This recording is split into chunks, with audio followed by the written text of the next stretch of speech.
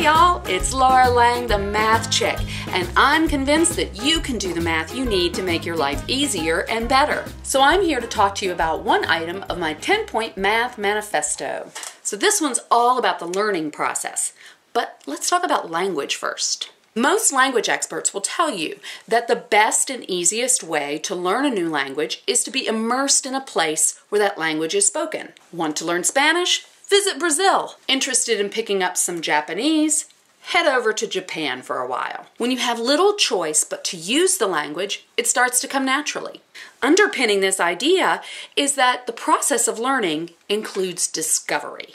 In Germany, you would discover that Mathematik Spaß means math is fun. If you got the pronunciation wrong or said the wrong word, a native speaker would probably gently correct you, or maybe bring you a cat, or something else would happen that didn't make any sense. And it turns out the same process works for learning mathematics. The big deal is context, which can be accessed through discovery and failure. Failure, you say? Yep, failure. But first, let's talk about discovery.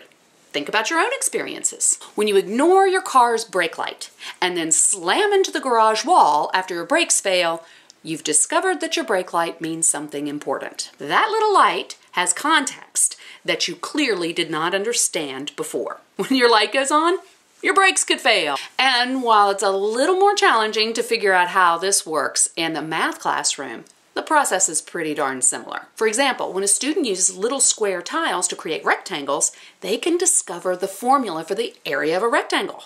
And that's not all. They can extend this information to other contexts, including multiplication, fractions, and even the area formulas of other shapes. So where does failure come in? Failure is inherent in any learning process. Clearly, failure plays a big role in discovery. When something is completely unknown, we try lots of different things to see what works. But failure is also part of the process for solidifying memory and learning. Neurological research has borne this out. To lodge a piece of information deep into my memory, I must access that information over and over again. And I will fail more than once, but that's okay, because eventually the memory will stick.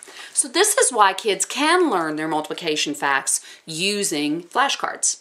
They're required to access that information over and over again. But when context, through discovery, and failure occur, the kids can learn things much more quickly. And they're also more likely to remember them for longer.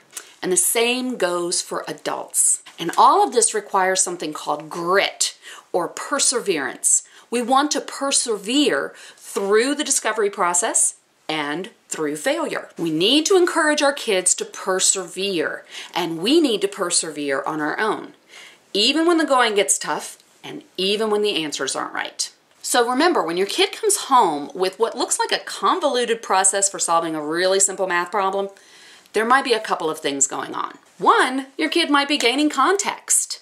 And two, if he stumbles a few times before understanding, he'll probably remember longer.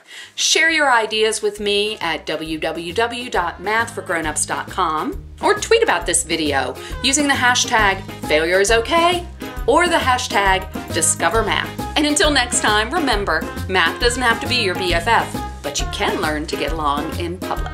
Do you have your own copies of Math for Grown-Ups or Math for Writers? Visit www.mathforgrownups.com and click on books. What's stopping you?